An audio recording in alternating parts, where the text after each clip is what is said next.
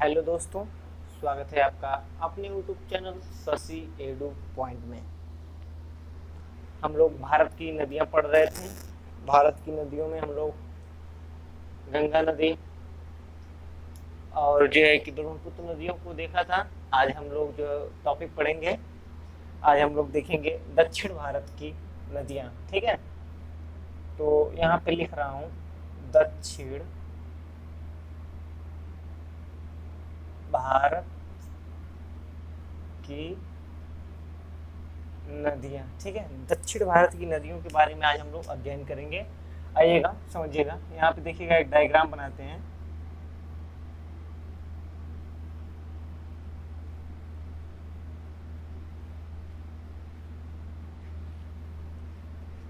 देखिएगा, समझिएगा। ठीक है, यहाँ पे एक नदी आती है ऐसे, यहाँ पे अपना डेल्टा बनाती है। इस नदी का नाम क्या है? तो इस नदी का नाम है महानदी। नाम याद रखिएगा। ठीक है, एक नदी यहाँ से आई महानदी, अब एक नदी यहाँ से आ रही है, इस क्षेत्र में अपना डेल्टा बना रही है। इसका नाम क्या है? इस नदी का नाम क्या है? तो इस नदी का नाम है गोदावरी। जब आप लोगों को पढ़ा रहे थे तट, तब बताए थे। और एक नदी यहाँ से आके ऐसे मिलती है, इसका नाम क्या है? ये नदी है कृष्णा। एक नदी ऐसे आके यहाँ पे अपना डेल्टा बनाती है, इस नदी का नाम है पेन्नार। और यहाँ से जो नदी यहाँ पे डेल्टा अपना बनाती है, उसका नाम है कावेरी। ठीक है, यहाँ पे एक नदी ऐसे अपना डेल्टा बनाती है, इसका नाम क्या है? वैगई। वैगई, कहीं कहीं वैगई लिखा रहेगा, कहीं कहीं वेगई लिखा रहेगा। ठीक है, बात को समझिएगा। अब देखिएगा, पश्चिमी घाट। घाट जब आप लोगों को पढ़ा रहे थे तो बताए थे क्या, यहाँ पे एक नदी है और इसके नीचे भी एक ऐसे नदी है। कौन कौन सी दो नदियां हैं?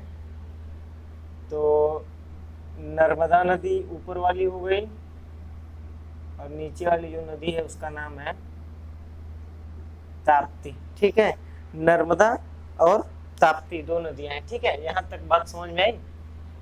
अब देखिएगा, ये नीचे वाली दिशा कौन सी हो गई? दक्षिण, साउथ। ऊपर वाली नॉर्थ। ये कौन सी दिशा हो गई? पूर्व। और ये कौन सी दिशा हो गई? पश्चिम। एक बात यहाँ से समझिएगा, दक्षिण भारत की जो नदियां हैं पूर्व से निकल, पश्चिम से निकल के पूर्व की ओर जा रही हैं। बात को समझिएगा। जितनी भी नदियां देख रहे हो यहाँ पे, क्या हो रहा है? यहाँ से निकल रही हैं और किधर की तरफ जा रही हैं? पश्चिम से निकल के पूर्व की तरफ जा रही हैं। लेकिन दो नदियां ऐसी हैं जो पूर्व से निकल के कहाँ जाती हैं? पश्चिम की दिशा में जा रही हैं। पूर्व से निकल के पश्चिम की दिशा में जा रही हैं। देखिएगा, ये नर्मदा और ताप्ती दो नदियां ऐसी हैं जो पूर्व से निकल के पश्चिम में जा रही हैं। ठीक है, आइएगा, थोड़ा सा इसको मिटाते हैं, आगे समझाने की कोशिश करते हैं। ठीक है,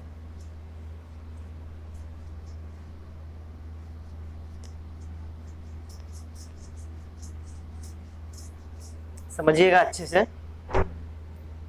ठीक है, तो देखिएगा, डायग्राम बनाता हूं एक तो यहाँ पे।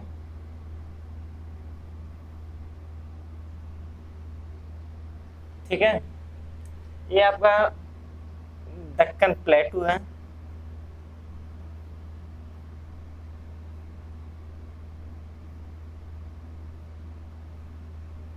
ये आपका है दक्कन प्लेटू। ठीक है, ये आपका है दक्कन प्लेटू। यहाँ पे एक नदी ऐसे बहती है, इस नदी का नाम क्या है? ताप्ती। ठीक है, यहाँ पे एक पर्वत है ऐसे, ये पर्वत है। इस पर्वत का नाम क्या है? इस पर्वत का नाम है सतपुड़ा। यहाँ पे एक नदी बहती है ऐसे, इस नदी का क्या नाम है? इस नदी का नाम है नर्मदा। और यहीं पे आपका है ये जलीय क्षेत्र में फैला हुआ विंध्याचल पर्वत। ठीक है, यहाँ पे लिख दे रहा हूँ।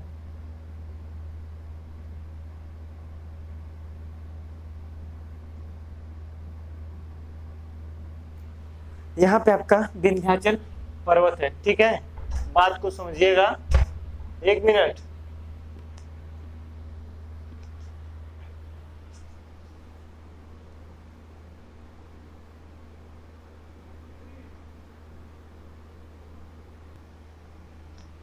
तो देखिएगा, विंध्याचल पर्वत और सतपुड़ा पर्वत के बीच में जो नदी बह रही है, उसके बीच क्षेत्र में, उस नदी का नाम है नर्मदा नदी। सतपुड़ा नदी, सतपुड़ा पर्वत और दक्कन प्लेटू के मध्य जो नदी प्रवाहित हो रही है, उसका नाम क्या है? ताप्ती नदी। आइएगा, इसको थोड़ा हम लोग क्रम से समझ लेते हैं। पहले हम लोग नर्मदा नदी के बारे में जान लेते हैं, उसके बाद ताप्ती नदी के बारे में देखते हैं, ठीक है। आइएगा, समझते हैं। देखिएगा, नाम लिख रहा हूं यहाँ पे, नर्मदा नदी, ठीक है। नर्मदा नदी, अब बात आती है नर्मदा नदी किन क्षेत्रों में प्रवाहित होती है, तो समझिएगा, यहाँ पे आपका एक प्लेटू है, एक प्लेटू है। इस प्लेटू का नाम क्या है? अमरकंटक पठार। अमरकंटक पठार, यहीं से जो है नर्मदा नदी निकलती है। ऐसे निकल के, ऐसे होके ये गुजरात क्षेत्र में जाती है, ठीक है। अब देखिएगा, अमरकंटक प्लेटू आपको जब पढ़ा रहे थे छत्तीसगढ़ पठार, तो उसमें बताए थे कि यह मध्य प्रदेश और छत्तीसगढ़, मध्य प्रदेश और छत्तीसगढ़ के बॉर्डर पे है, ठीक है। तो ये नदी जिस जोन से निकलती है, वो जोन जो आपका है मध्य प्रदेश में ही पड़ता है, ठीक है। यहाँ से निकल के अब ये गुजरात में, ऐसे यहाँ से निकल के यहाँ से गुजरात में आती है। तो गुजरात में यहीं पे आपका ऐसे एक द्वीप है, एक द्वीप है। इस द्वीप का नाम क्या है, इसको याद रखिएगा, पढ़ाए थे द्वीप, साधु वेट द्वीप, ठीक है। साधु वेट द्वीप पे आपकी एक मूर्ति स्थापित की गई है, विश्व की सबसे ऊंची मूर्ति, ठीक है, स्टैचू ऑफ यूनिटी, जिसका नाम क्या है? Statue of unity. यहाँ पे लिख दे रहा हूं, स्टैचू ऑफ यूनिटी, ठीक है। ये स्टैचू ऑफ यूनिटी जो यहाँ पे मूर्ति स्थापित की गई है, सरदार वल्लभ भाई पटेल जी की, मतलब जो मूर्ति है वो किसकी है? सरदार वल्लभ भाई पटेल जी की है, ठीक है। इसकी ऊंचाई लगभग 182 मीटर है, ठीक है, 182 मीटर है, ठीक है। अब देखिएगा, अब क्या होता है, यहाँ से ये द्वीप हो गया, तो ये नदी क्या होगी? इधर से और इसके चारों तरफ से प्रवाहित होकर आएगी और ऐसे ऐसे आते हुए यहाँ पे कहाँ गिर जाएगी? खंभात की खाड़ी में। खंभात की खाड़ी में, एक बात समझिएगा, खाड़ी आ गया यहाँ पे। खाड़ी, खाड़ी क्या होता है समझिएगा। खाड़ी उसे कहते हैं, देखिएगा, जैसे ये गुजरात वाला रीजन था, देखिएगा ये गुजरात वाला रीजन था, तो खाड़ी किसे कहेंगे? खाड़ी एक ऐसा भाग जो 3 तरफ से जल से और एक तरफ स्थल से घिरा हो। देखिएगा, इधर भी जल है, इधर भी जल है, एक इधर 1 2 और इधर 3, और एक ही तरफ जो है कि ये बचा हुआ है, इधर स्थल है, ठीक है। तो ये लगभग 3 तरफ से जो है कि जल से घिरा है और एक तरफ जो है कि इसका स्थल है। तो ऐसे भाग को क्या कहा जाता है? खाड़ी नाम दिया जाता है, ठीक है। तो ये जो खंभात की खाड़ी में जाके गिरेगी नर्मदा नदी, खंभात की खाड़ी में जाके क्या होती है? गिरती है। तो खंभात की खाड़ी, अब क्वेश्चन बना देगा, खंभात की खाड़ी में, खंभात की खाड़ी कहाँ है? तो आप लोग इसको जानते रहिए, खंभात की खाड़ी गुजरात में है, ठीक है, गुजरात से सटी हुई है। अब बात को समझिएगा, नर्मदा की एक सहायक नदी है, उसको भी आप लोग जानते रहिएगा। सहायक नदी है, ये ऐसे गुजरात में आके मिलती है। इस नदी का नाम है तवा नदी, ठीक है, तवा नदी इस नदी का नाम है। इस पर एक परियोजना स्थापित है, इस परियोजना को याद रखिएगा, जो परियोजना है उसका नाम है तवा परियोजना, ठीक है, तवा परियोजना, इस परियोजना का नाम है तवा परियोजना, ठीक है, बात को याद रखिएगा। यही गुजरात में आपके एक बांध निर्मित है, देखिएगा यहीं पे एक बांध है, इस बांध का नाम है आपका सरदार सरोवर बांध, इसको भी याद रखिएगा, सरदार सरोवर बांध, ठीक है। तो क्वेश्चन बना सकता है सरदार सरोवर बांध किस नदी पे स्थित है और यह किस राज्य में है। तो नदी कौन सी है आपकी, नर्मदा नदी है, और किस राज्य में है, ये सरदार सरोवर बांध आपका गुजरात राज्य में पड़ेगा, ठीक है। अब यहाँ तक बात समझ में आ गई। अब आइए थोड़ा सा यहाँ पे देखिएगा, मध्य प्रदेश वाले जोन में यहीं पे आपका एक स्थान पड़ता है, क्या नाम है इसका, जबलपुर, जबलपुर, यहाँ पे एक स्थान है जबलपुर। जबलपुर, जबलपुर में एक पहाड़ी है, जबलपुर में एक पहाड़ी है, उस पहाड़ी का नाम है, जबलपुर में एक पहाड़ी है, उस पहाड़ी का नाम है भेड़ाघाट पहाड़ी। ये पहाड़ी क्यों प्रसिद्ध है, क्योंकि यह पहाड़ी जो है संगमरमर से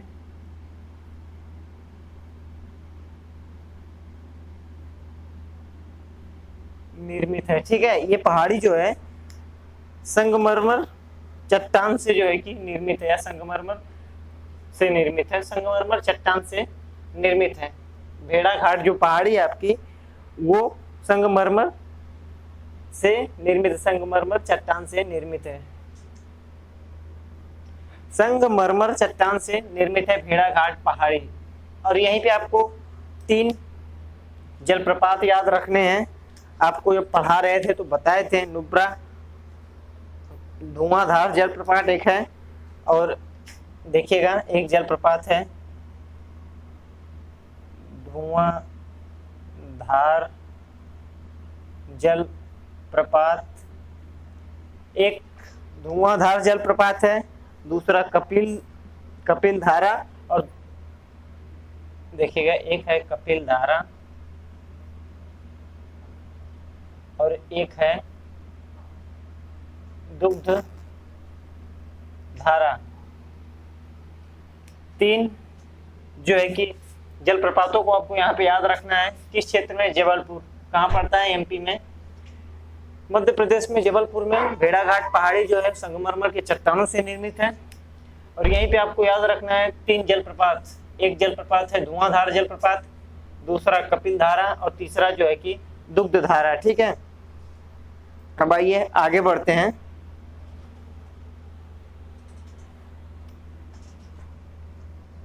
नर्मदा नदी से संबंधित लगभग जो भी इम्पोर्टेंट थे उनको हमने बता दिया। अब आइए ताप्ती नदी को देखते हैं। तवा परियोजना, तवा परियोजना किस नदी पे स्थित है, तो तवा नदी पे स्थित है, ठीक है।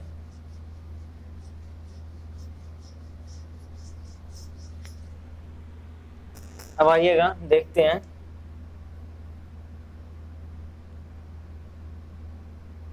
ताप्ती नदी। देखिएगा ताप्ती नदी कहाँ से निकलती है। ताप्ती नदी जो निकलती है एक क्षेत्र है एमपी में,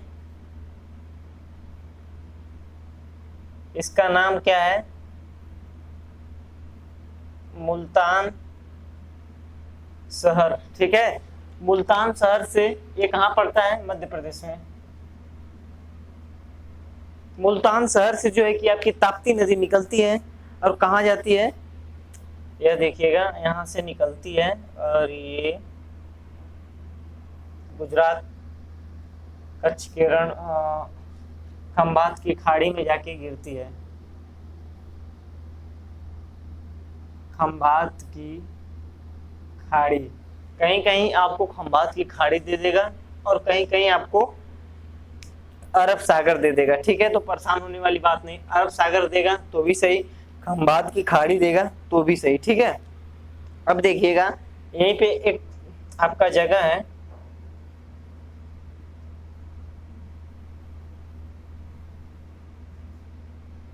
उस जगह का नाम क्या है? बुरहानपुर। ठीक है, बुरहानपुर। यहाँ पे एक जगह है, इसको याद, यहाँ पे एक शहर है जिसको आपको याद रखना है। शहर का नाम क्या है? बुरहानपुर। अब ये नदी जो है कि आगे बढ़ती है तो इधर ऊपर देखिएगा, ये गुजरात और महाराष्ट्र का जो है ना बॉर्डर भी बनाती है। गुजरात इधर हो जाता है ऊपर और नीचे आपका हो जाता है महाराष्ट्र। एक तरफ से देखा जाए तो ये गुजरात और महाराष्ट्र के बीच सीमा भी बना देती है। ठीक है, तो बात को समझिएगा। और यहीं पे एक परियोजना है, इसी नदी पे, गुजरात में स्थित है। गुजरात और जो है कि महाराष्ट्र दोनों जब बॉर्डर बना रही है तो दोनों के बीच स्थित है। इस परियोजना का नाम क्या है? इस परियोजना का नाम है उकाई परियोजना। ठीक है, बात याद रखिएगा। जो परियोजना इस नदी पे बनाई गई है उस परियोजना का नाम क्या है? उकाई परियोजना। ठीक है, अब आइए देखिएगा कुछ इंपॉर्टेंट बातें इन दोनों नदियों के बारे में। उकाई परियोजना एमपी से निकलती है और एमपी से निकलने के बाद कहाँ जाती है? गुजरात क्षेत्र में चली जाती है। ठीक है, बात को समझिएगा। आइए इसको मिटाते हैं। मुल्तान शहर से ये निकलती है। मुल्तान शहर कहाँ पड़ता है? इसी नदी के किनारे एक बुरहानपुर नामक शहर है, इसी नदी के किनारे जो है कि है, उसको भी याद रखना है आपको। आइए देखते हैं।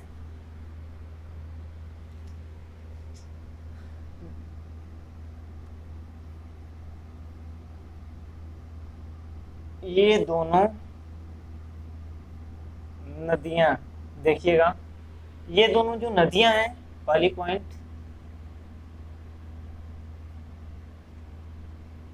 ईस्ट मतलब पूर्व, पूर्व से पश्चिम की ओर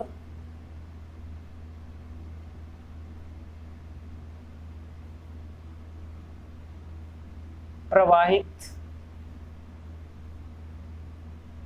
होती हैं। ठीक है, ये जो दोनों नदियां हैं वो पूर्व से पश्चिम की ओर प्रवाहित होती हैं। और जो है कि दक्षिण भारत की नदियां हम अभी बताए हैं डायग्राम के माध्यम से कहां की तरफ प्रवाहित होती हैं? पश्चिम से पूर्व की तरफ जाके गिरती हैं। और लेकिन ये दोनों जो नदियां हैं वो क्या होता है? पूर्व से पश्चिम की ओर प्रवाहित हो रही हैं। ठीक है, अब देखिएगा, जब ये दोनों नदियां जो है कि अपना जल गिराती हैं तो उसको क्या नाम दिया जाता है? ज्वर नदमुख का निर्माण करती हैं। ज्वर नदमुख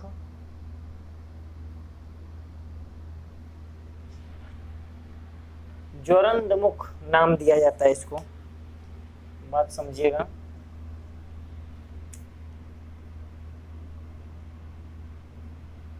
ज्वरंदमुख, ये जो नदियां जो है कि जल गिराती हैं तो इसको क्या नाम दिया जाता है? ज्वरंदमुख। अब एक बात समझिएगा, जैसे कि देखिएगा,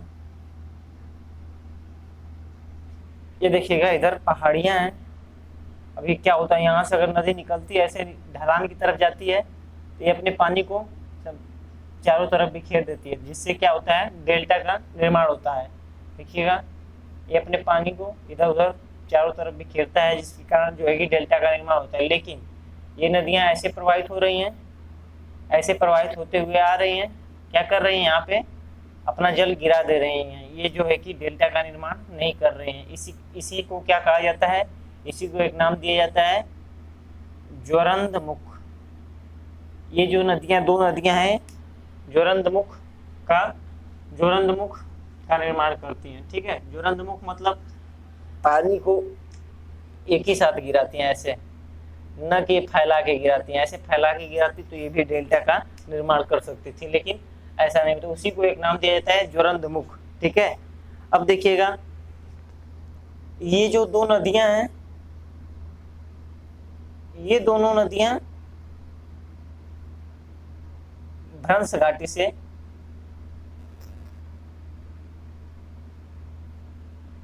भ्रंश घाटी से क्या होती हैं, प्रवाहित होती हैं। ठीक है, ये दोनों नदियां क्या होती हैं, भ्रंश घाटी से प्रवाहित होती हैं। जैसे कि समझिएगा, यहाँ पे एक पर्वत है, एक पर्वत यहाँ पे है। ठीक है, मान लीजिए कोई नदी यहाँ से होके प्रवाहित हो रही है ऐसे, इनके बीच का जो गैप है, जो रिक्त स्थान है, इसको क्या कहा जाता है, ये जो दबी हुई आकृति है, इसको क्या कहा जाता है, इसको एक नाम दिया जाता है भ्रंश। भ्रंश मतलब दबा हुआ, धसा हुआ। तो ये जो धसा हुआ भाग से होके नदियां क्या होती हैं, प्रवाहित होती हैं। इसी को नाम दिया जाता है भ्रंश घाटी। ठीक है, यहाँ तक बात कंफर्म हुई। आगे बढ़ते हैं। अब आइएगा, देखते हैं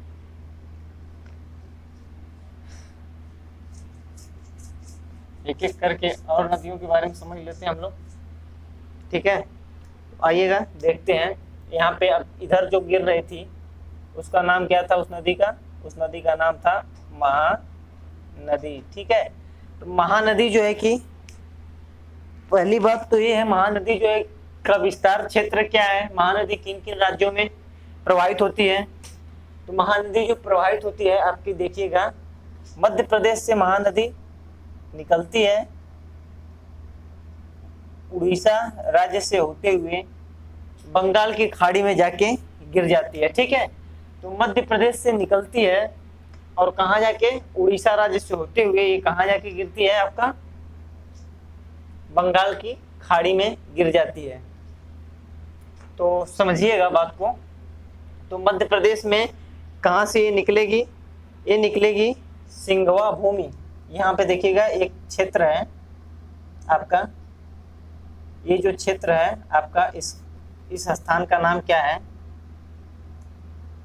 सिंघवा भूमि। यह क्षेत्र जो है कि रायपुर के समीप है, इसलिए इसको रायपुर नाम से भी जाना जाता है। ठीक है, सिंघवा भूमि कहीं कहीं दिया रहेगा, कहीं कहीं आपको सीधे सीधे रायपुर ये लिखा मिलेगा। ठीक है, तो मध्य प्रदेश से निकल के उड़ीसा वाले क्षेत्र में जाती है और ये कहाँ जाके गिरती है, बंगाल की खाड़ी में अपना जल गिरा देती है। यहाँ पे डेल्टा का एक निर्माण होता है। ठीक है, अब देखिएगा, यहीं पे एक इसकी सहायक नदी है, मध्य प्रदेश में ही ये नदी एक इसकी सहायक नदी है, किसकी, महानदी की एक सहायक नदी है। इस नदी का नाम क्या है, इस नदी का नाम है हरसोद नदी।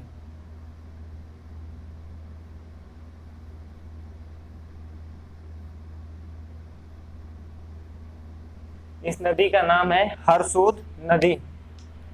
ठीक है, अब देखिएगा ये वाला जो क्षेत्र है, महानदी के कारण इस वाले क्षेत्र में जो है कि जल अधिक मात्रा में मिलता है। इस क्षेत्र में जो है कि धान की खेती होती है, धान की खेती अधिक की जाती है।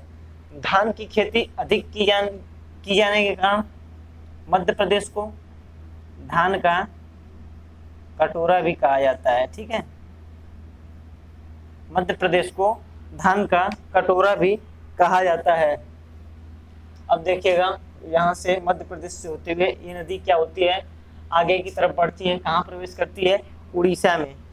उड़ीसा में इसकी दो सहायक नदियां हैं। यहाँ पे देखिएगा, एक नदी है आपका ये ओस नदी,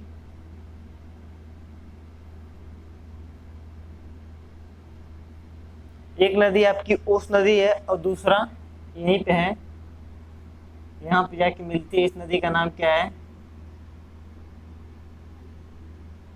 ओंग नदी। ओस नदी और ओंग नदी दो सहायक नदियां हो जाती है इधर से, और एक सहायक नदी इधर से, हरसोद नदी मध्य प्रदेश में जो आके मिलती है। अब देखिएगा, बात को समझिएगा, उड़ीसा में यहीं पे आपका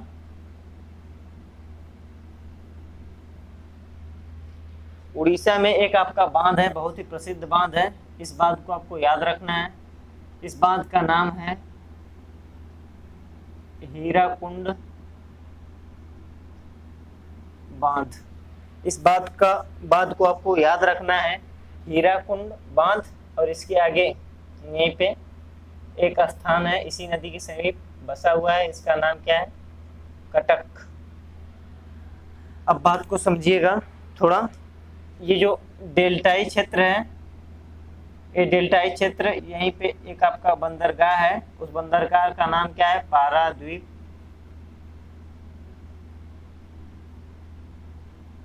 बंदरगाह। इसी डेल्टाई क्षेत्र में आपका एक बंदरगाह है जिसका नाम क्या है? पारादीप बंदरगाह। कटक, कटक किस लिए प्रसिद्ध है? इसको जान लीजिए। कटक जो है राष्ट्रीय अनुसंधान चावल क्षेत्र के लिए प्रसिद्ध है। राष्ट्रीय अनुसंधान जो है आपका चावल का राष्ट्रीय अनुसंधान क्षेत्र जो है यहीं पे स्थित है, कटक में। राष्ट्रीय चावल अनुसंधान क्षेत्र यहीं पे स्थित है। ठीक है, बात को समझिएगा। कटक किस लिए फेमस है? क्योंकि यहाँ पे राष्ट्रीय चावल अनुसंधान क्षेत्र है। ठीक है, यहाँ तक बात कंफर्म हो गई। अब इसको मिटाते हैं, अब इसमें और कुछ नहीं है। आगे बढ़ते हैं, दूसरी नदी के बारे में देखते हैं। नदी,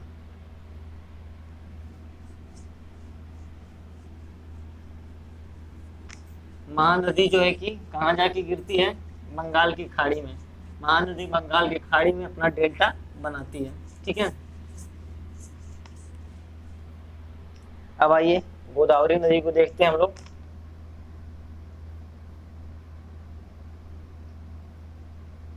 गोदावरी नदी, इसका विस्तार क्षेत्र पहले हम लोग समझ लेते हैं। तो ये नदी कहाँ से निकलती है? ये नदी निकलती है महाराष्ट्र, महाराष्ट्र से होते हुए तेलंगाना प्लस आंध्र प्रदेश,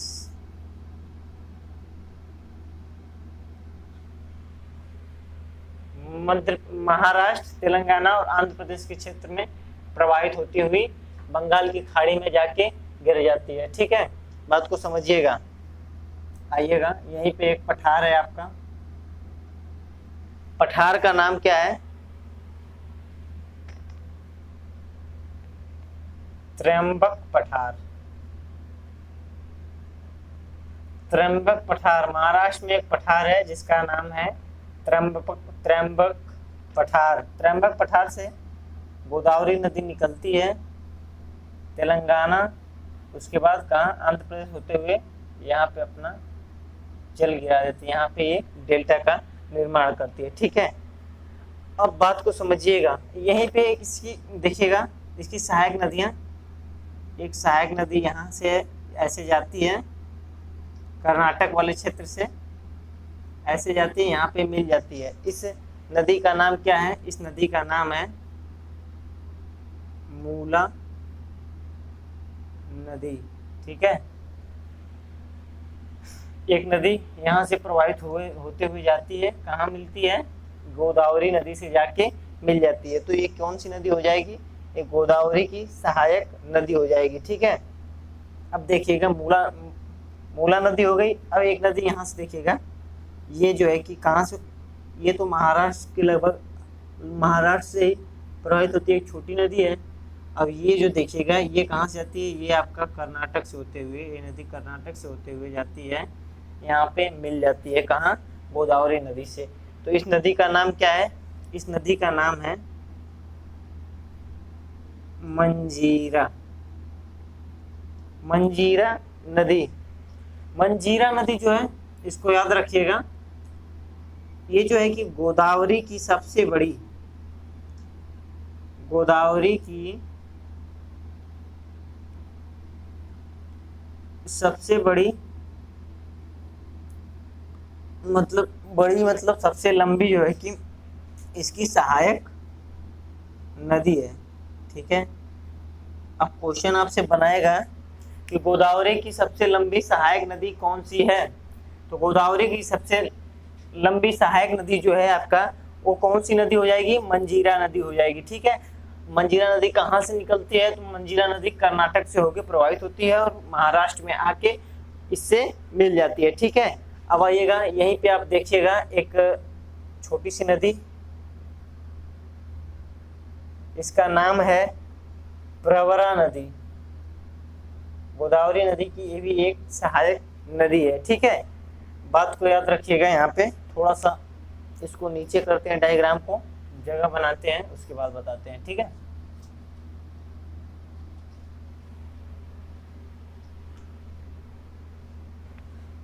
देखिएगा ये गोदावरी नदी ऐसे प्रवाहित होते हुए मान लीजिए ऐसे जा रही है यहाँ पे। ठीक है, अब देखिएगा, बात को समझिएगा। यहाँ से एक नदी आती है और ऐसे मिल जाती है। इस नदी का नाम क्या है? इस नदी का नाम है पूर्णा नदी। पूर्णा नदी जो है किसकी सहायक नदी है? गोदावरी की। अब पूर्णा की एक छोटी सी सहायक नदी है, उसको भी जान लीजिए। इसका क्या नाम है? इसका नाम है दूधना।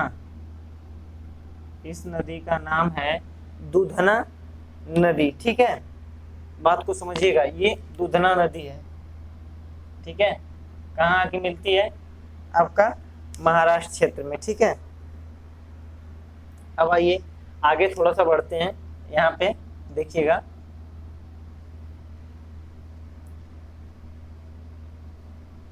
ये नदी आती है कैसे? एक नदी, इसको मिटाते हैं थोड़ा सा, इसको आप लोग जान गए हैं। ये कौन सी नदी है? ये जो नदी है आपकी, यहाँ पे लिखता हूँ पूर्णा नदी। ठीक है, समझिएगा, एक नदी ऐसे आती है यहाँ से आके इसमें मिल जाती है। इस नदी का क्या नाम है? इस नदी का नाम है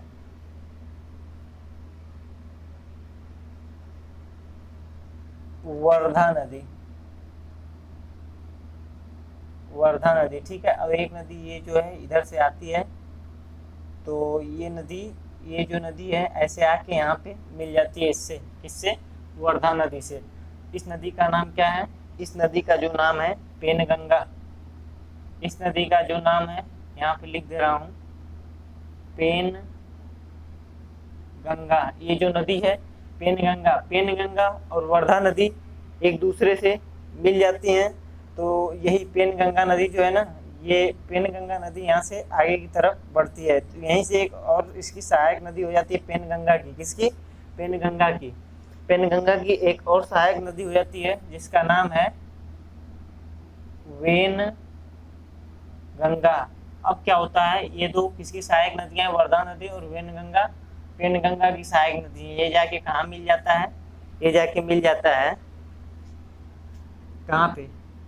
ये गोदावरी नदी को मिल जाता है। ठीक है, अब देखिएगा, एक बात को समझिएगा।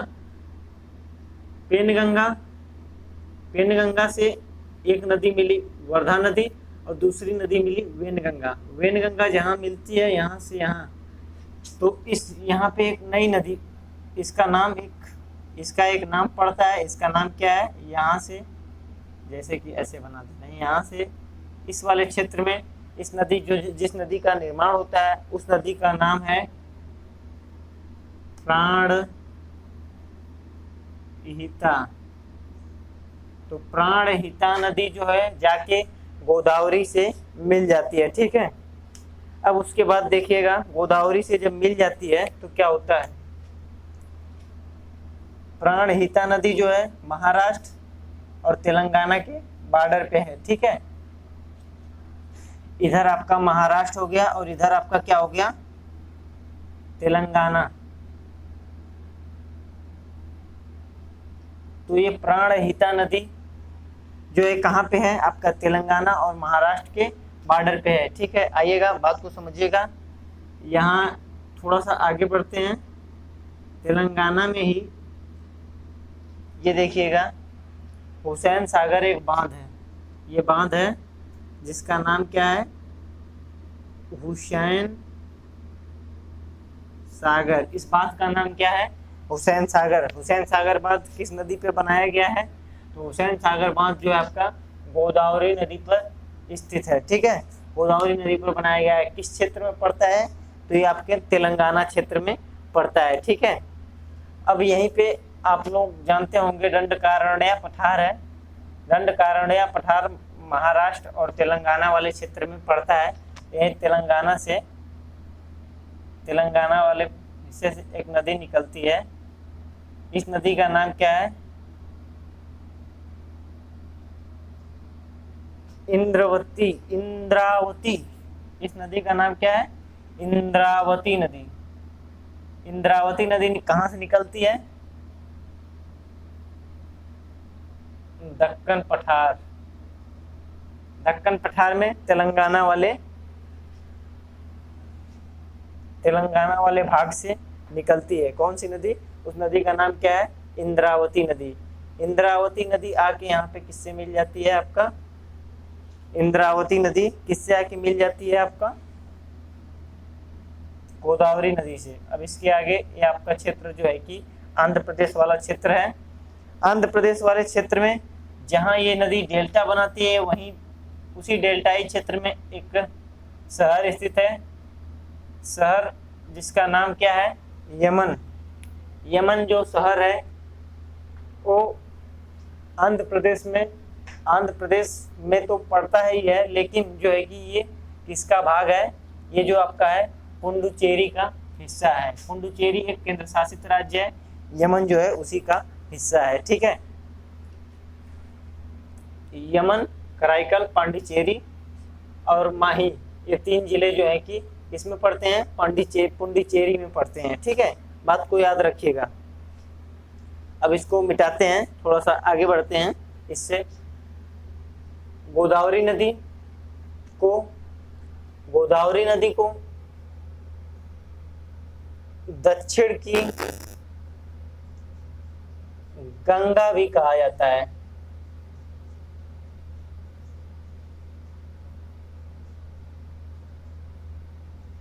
एक मिनट इसको मिटाते हैं, उसके बाद बताते हैं। ठीक है, यहां तक हो गया। मंजीरा नदी जो है गोदावरी की सबसे बड़ी सहायक लंबी नदी है। ठीक है, बात को याद रखिएगा।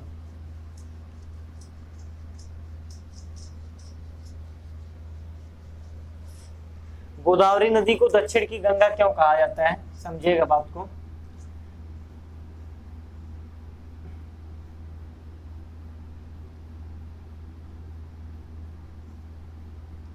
मैं कह रहा हूं कि गोदावरी नदी जो है वो दक्षिण की गंगा भी कही जाती है, न कि दक्षिण भारत की गंगा। ठीक है, दक्षिण भारत की गंगा कावेरी नदी को कहते हैं, दक्षिण की गंगा जो है गोदावरी नदी को कहा जाता है। क्यों कहा जाता है? जैसे कि देखिएगा, ये जो दक्षिण भारत में बहती है और उत्तर भारत में आपका हिमालयी नदियां जो निकलती हैं, इसमें आपका उत्तर भारत में गंगा नदी प्रवाहित होती है। गंगा नदी जो है उत्तर भारत की भारत की सबसे लंबी नदी है, जिसकी लंबाई 2525 किलोमीटर तक है। ठीक है, तो क्या होता है, दक्षिण भारत की गंगा इसे क्यों कहते हैं? क्योंकि इसकी तुलना उत्तर भारत की गंगा नदी से की जाती है। तो गंगा नदी जो है उत्तर भारत की सबसे लंबी नदी है, और ये जो गोदावरी नदी आपकी है, ये दक्षिण भारत की सबसे लंबी नदी है, इसलिए इसको दक्षिण की गंगा भी कहा जाता है। ठीक है, बात समझ में आ गई होगी। ठीक है, आगे बढ़ते हैं। देखिएगा, कृष्णा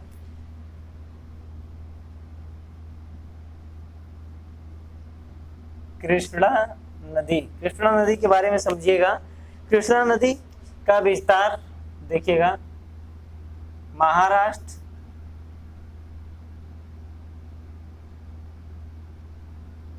कर्नाटक, तेलंगाना और आंध्र प्रदेश।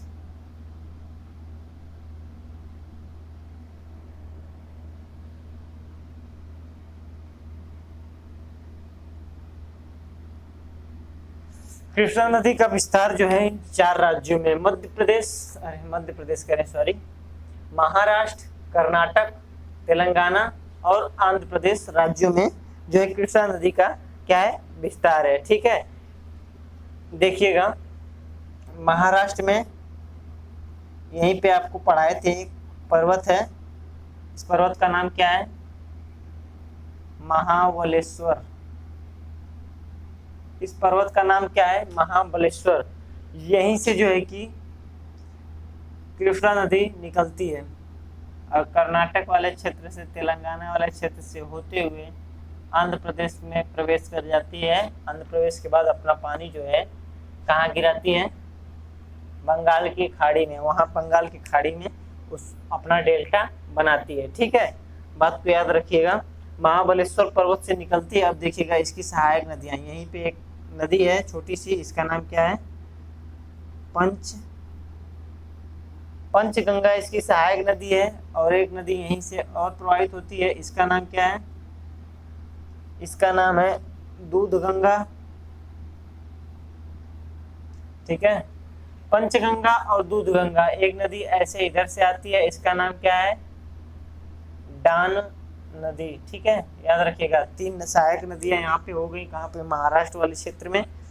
अब आगे बढ़ते हैं, महाराष्ट्र वाले क्षेत्र से आगे बढ़ते हैं कर्नाटक वाले क्षेत्र में। कर्नाटक वाले क्षेत्र में देखिएगा 2 नदियां हैं। एक नदी का नाम है घाट प्रभा और दूसरी जो नदी है उसका नाम है मालप्रभा। ये दोनों क्या हैं? नदी हैं। ठीक है, एक नदी जाके मिलती है घाट प्रभा और दूसरा मालप्रभा नदी है। ठीक है, याद रखिएगा। इन सबको याद करने का कोई ट्रिक नहीं है, जैसे जैसे मैं लिख रहा हूँ वैसे वैसे आप लोग समझते रहिए। ठीक है, दूध यहाँ देखिएगा, पंचगंगा और दुग्धगंगा किसकी सहायक नदी है? कृष्णा की। एक ऊपर से आ रही है, इधर से, इधर वाले क्षेत्र से डान नदी। ठीक है, इधर देखिएगा कर्नाटक में 2 नदियां प्रवाहित होते हुए जा रही हैं। यहाँ पे इसकी सहायक नदियां हैं किसकी? कृष्णा नदी की सहायक नदियां 2 नदियां कर्नाटक में भी हैं। देखिएगा, घाट प्रभा और मालप्रभा। ठीक है, कर्नाटक के बाद अब देखते हैं हम लोग तेलंगाना वाले क्षेत्र में। ठीक है, एक नदी यहाँ से प्रवाहित होते हुए जाती है। ठीक है, थोड़ा सा जगह बनाते हैं। ठीक है, देखिएगा ये नदी का नाम है तुंग नदी और एक नदी इधर से ऐसे प्रवाहित होते हुए जाती है, इसका नाम है भद्रा। इसका नाम है भद्रा नदी। ठीक है, एक नदी तुंग हो गई, एक नदी हो गई भद्रा। अब ये दोनों मिलके यहाँ जाके कहाँ मिलती हैं? आपके तेलंगाना में। इसका नाम क्या हो जाता है? तुंग भद्रा। तुंग भद्रा नदी इसका नाम हो जाता है। तुंग भद्रा नदी किसकी सहायक नदी है? कृष्णा की सहायक नदी है तुंग भद्रा नदी। यहीं पे देखिएगा एक बांध निर्मित है। इस बांध का नाम क्या है? नागार्जुन बांध। बहुत ही प्रसिद्ध बांध है नागार्जुन बांध। किस नदी के ऊपर बनाया गया है? तो नागार्जुन बांध जो है कि कृष्णा नदी के ऊपर बनाया गया है। कृष्णा नदी के ऊपर बनाया गया है। अब बात को समझिएगा, यहाँ पे एक नदी आती है, मिलती है, उस नदी का नाम क्या है? मूसी नदी। ऐसे होते हुए इधर से महाराष्ट्र वाले क्षेत्र से होते हुए ऐसे प्रवाहित होते हुए आती है, यहाँ पे मिलती है। इधर से प्रवाहित होते हुए आती है, यहाँ पे आके मिल जाती है। इस नदी का नाम क्या है? इस नदी का नाम है मूसी नदी। मूसी नदी आके मिल जाती है कहाँ पे? जहाँ पे ये मिलती है, यहाँ पे आके आपके आंध्र प्रदेश में और जो है कि आंध्र प्रदेश में आके मिलती है। यहीं पे देखिएगा इसी नदी के किनारे एक शहर है जिसका नाम क्या है? हैदराबाद। ठीक है, इसका नाम आपको याद रखना है। इसका नाम क्या है? हैदराबाद। ठीक है, यहाँ देखिएगा ये तुंगभद्रा नदी है। तुंगभद्रा की एक और सहायक नदी है, तुंगभद्रा की सहायक नदी है जिसका नाम क्या है?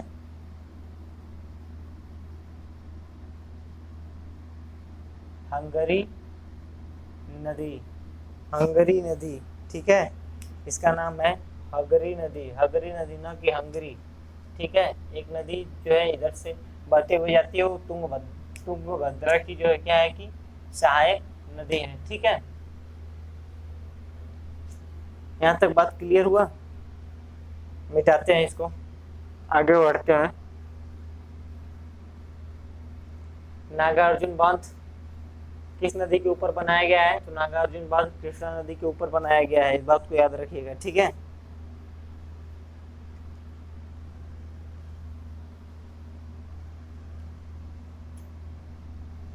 तो कृष्णा नदी की सबसे लंबी सहायक नदी कौन सी होगी? तो कृष्णा नदी की जो सबसे लंबी सहायक नदी होगी उसका नाम क्या होगा? तुंगभद्रा। यहाँ पे लिख दे रहा हूं सबसे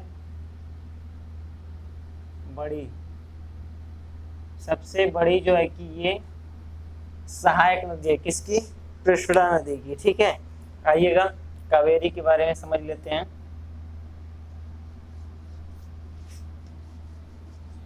कावेरी नदी दक्षिण भारत की नदियां जो है कि कैसी नदियां हैं? मानसूनी नदियां हैं, मौसमी नदियां हैं, बरसाती नदियां हैं, ठीक है। बरसात जब होगा तब इस नदियों में पानी दिखेगा, नहीं तो नहीं दिखेगा। लेकिन कावेरी नदी जो है अपवाद है इसका, बात को समझिएगा। कावेरी नदी अपवाद किस लिए है? ठीक है, देखिएगा, बात को समझिएगा।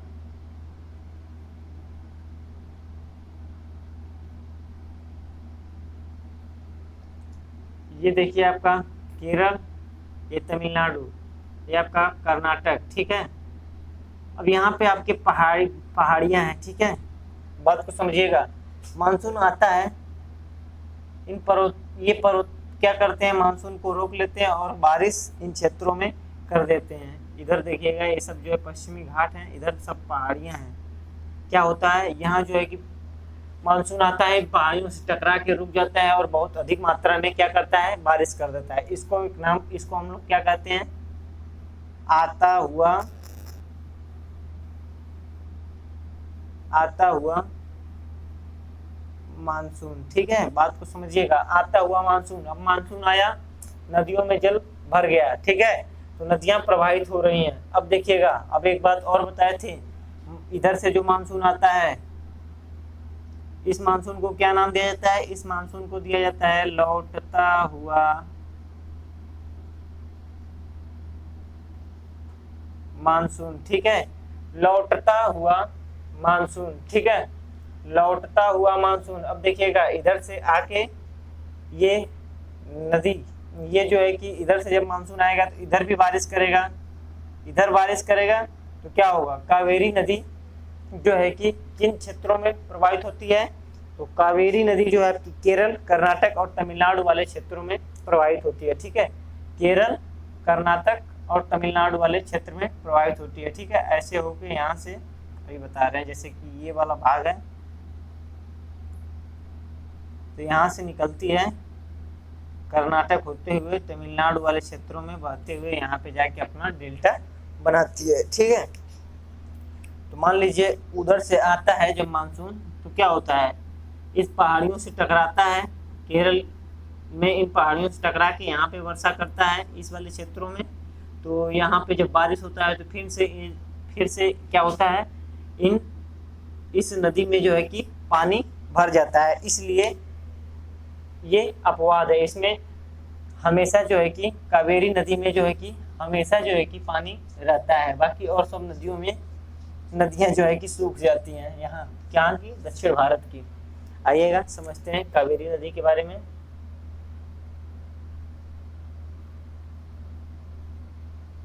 कावेरी नदी के क्षेत्र का बात कर लेते हैं तो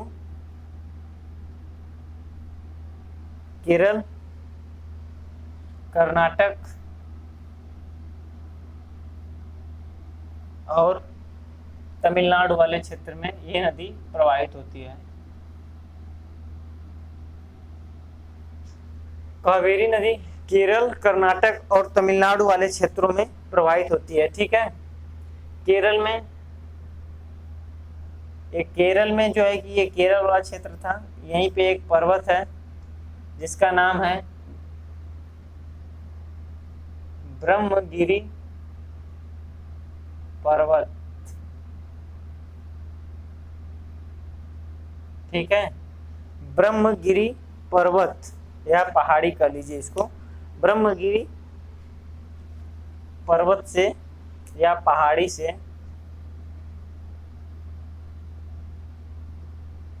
ये नदी निकलती है। ठीक है, यहाँ से जो नदी निकलती है उसका नाम क्या है? कावेरी नदी। और जाके अपना पानी कहाँ गिरा देती है? बंगाल की खाड़ी में। ठीक है, बात को समझिएगा। ब्रह्मगिरी पहाड़ी से निकलती है, यहाँ से एक नदी ऐसे आती है, यहाँ पे आके अपना पानी किसको दे देती है? कावेरी को। इस नदी का नाम क्या है? इस नदी का नाम है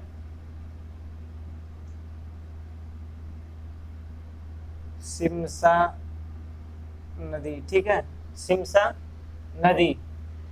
सिमसा नदी किसकी सहायक नदी है? तो सिमसा नदी जो सहायक नदी है किसकी है? आपकी कावेरी की सहायक नदी है। ठीक है, अब इसके बाद देखिएगा, यहाँ से एक नदी ऐसे आती है, इधर से प्रवाहित होते हुए यहाँ पे आके अपना जल इसको दे देती है। इसका नाम है लक्ष्मण तीर्थ नदी। लक्ष्मण तीर्थ नदी इसका नाम है। ठीक है,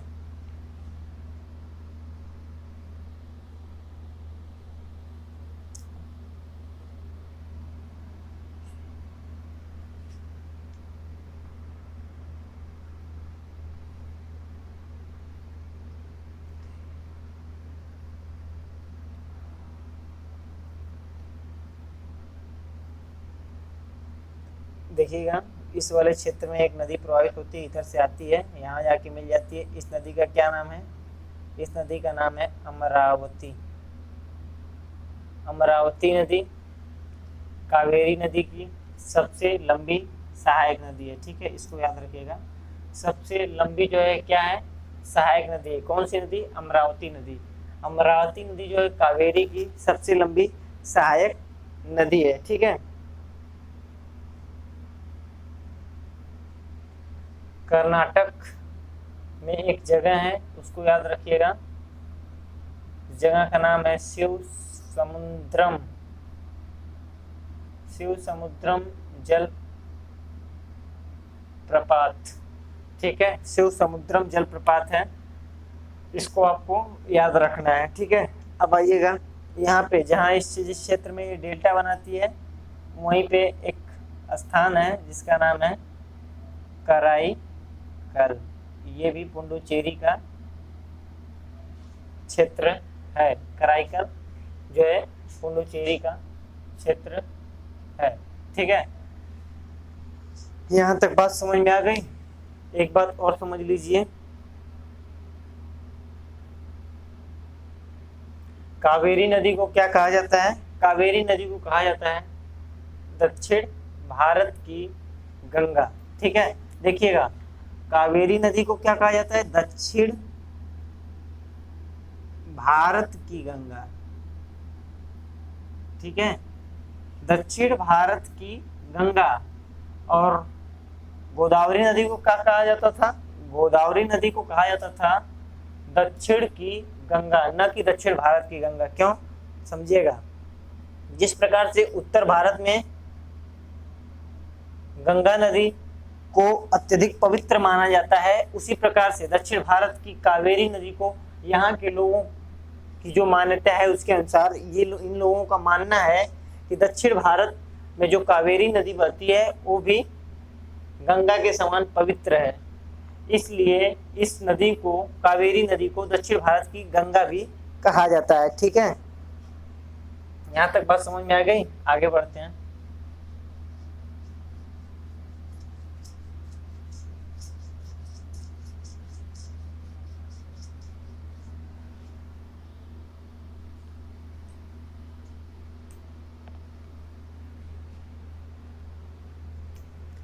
आइएगा एक डायग्राम बनाते हैं, समझिएगा। देखिएगा,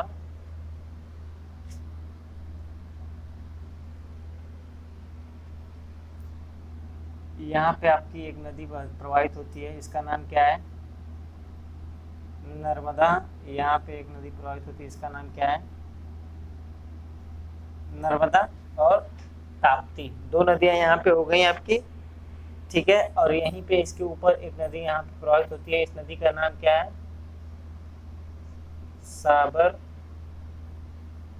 ठीक है। इसको याद रखिएगा, ठीक है। यहाँ गोवा है आपका, यहाँ पे भी आपको दो नदियां याद रखना है। गोवा वाले क्षेत्र में एक जो नदी है इसका नाम क्या है? मांडवी नदी, ठीक है, मांडवी नदी। और दूसरा जो है जुआरी नदी, जिसका नाम है जुआरी नदी, ठीक है। मांडवी और जुआरी दोनों नदियां कहाँ प्रवाहित होती हैं? गोवा में। उसके बाद आपको कर्नाटक, यहाँ पे आपका कर्नाटक है, यहाँ पे आप तीन नदियां देख लीजिए। कर्नाटक क्षेत्र में तीन नदियां आपकी हैं। पहली जो है काली नदी है,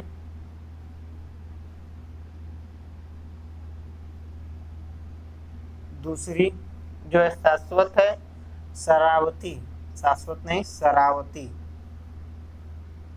जिसका नाम क्या है? शरावती।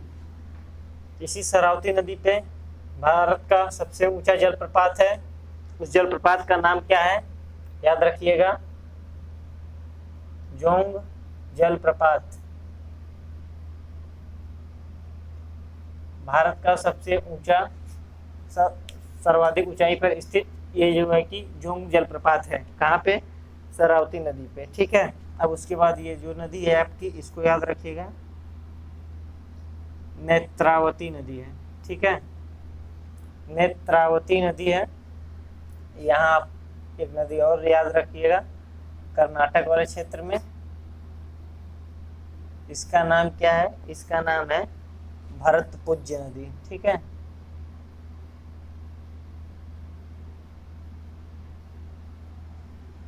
यहाँ के आपका नदियों से संबंधित सभी तथ्य जो है समाप्त होते हैं। दक्षिण भारत की नदियों को आज हमने बता दिया। अब इसके बाद नेक्स्ट टॉपिक स्टार्ट होगी, कोई नई टॉपिक। थैंक यू दोस्तों। वीडियो अच्छा लगा हो तो लाइक करें, शेयर करें और सब्सक्राइब करना ना भूलें। आज के लिए बस इतना ही।